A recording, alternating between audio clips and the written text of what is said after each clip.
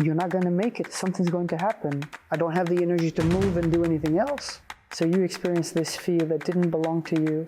It's stitched into us like you want it or not. Hi, I'm Vera Khlopkoff. You clicked on this video for a reason, and today we're going to talk about doubts. In general, we were going to record a video on a completely different topic, but today, in my Telegram channel with Vera Khlopkoff on live, is a day of questions and answers, and a lot of questions about the fact that people choose a certain path and then at some point stop, lose energy and cannot move forward. Often this happens because we humans begin to question what we are doing. We begin to have fears and, most importantly, doubts.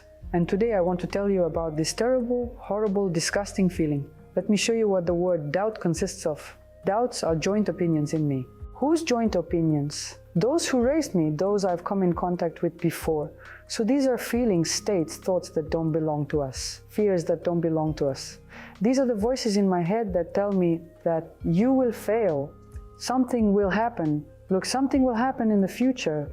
Default will happen, money will be devalued, something else will happen. These are the voices of those who were before you or during your formative years in life. So it always doesn't belong to you. And as soon as you have doubts, you need to immediately ask yourself the question, have I lived it? No, I have not lived it. Can I know what the result will be? No, I can't know what the result will be. Then where does this fear come to me with a specific plan of how this scary thing is going to happen? And here in my channel, a girl asked me this question that, Vera, I studied to be a coach and I was doing great, but at some point I lost my fuse. I see a lot of coaches on Instagram now, how great they are, but I have no energy at all to move and do anything further.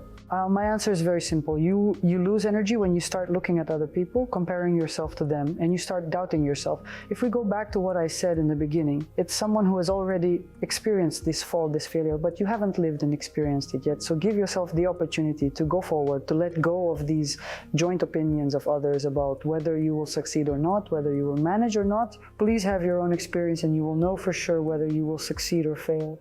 It was August of 22, and not too long ago, it was February of 22. If you know what I'm talking about. I wrote to my HR director, we're cutting the team in half, to which she said to me, Kolya, are you doing okay? I said, I'd better cut back, and she was like, let's wait a day and then we'll talk. Indeed, after a day, I came and said, Nastya, thank you for talking me out of it. What was that about? It's about being caught at some point in a repeating scenario of what people before you have lived through. Let's say there were terrible events that happened in February and before, and some of your ancestors, perhaps your grandparents or perhaps your parents, experienced those states. And their action was to stop doing anything. As a human being, yes, freezes, stops experiencing fear. And so you experienced this fear that didn't belong to you. You began to doubt what you were doing. You personally haven't had the experience yourself that the business will close or that you won't be able to pay money to someone. You haven't lived it yourself. So by doubting, you've fallen into the scenario of those before you.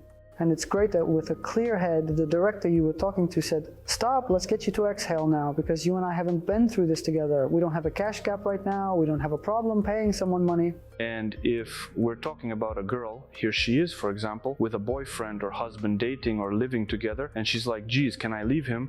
Well, something's wrong. And then she's like, no, it's fine. That's doubt too.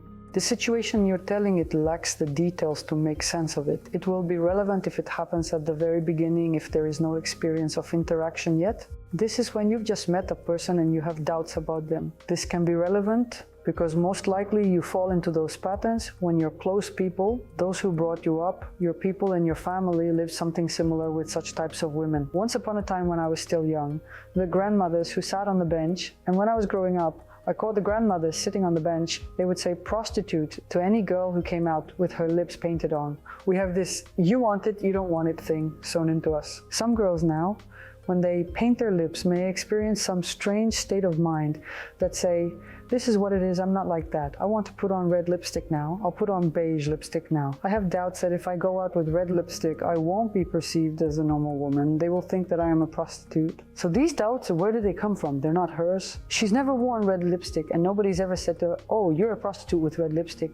Doubts are a sure sign that you need to stop doing something, to ask yourself if these doubts belong to me, or if they're all bullshit and they're stopping me from moving on and growing, or it's a sign that if I say to myself, okay, this doesn't belong to me, I haven't had this experience yet, so it's strange to have doubts about it. I've dismissed it, but I still have some weird feeling, then it's a sign that maybe I really need to think about it and consider it in a more detailed and elaborate way. doubts are an indicator that you're running, let's stop a little bit. Because if you stop and you realize that these doubts are not yours, then you will go further, clearer and more confident. And if you realize that these doubts are like some energy that tells you that, look Vera, you have missed something here, then you will take some right actions. In other words, doubts are an indicator that you should stop at this point and reconsider how you will move further. I'm Vera Khlopkoff. Thank you so much for watching to the end, and I'd be really interested if you could write in the comments if you had any fateful doubts in your life where you stopped and realized that, aha, this is the energy that allowed me to go down a different path, or you realized that I should have doubted for nothing because I went there, I overcame my doubts and everything was great. And I know for a fact that those doubts didn't belong to me. Anyway, write your examples. I read all the comments. I'm very interested. See you soon.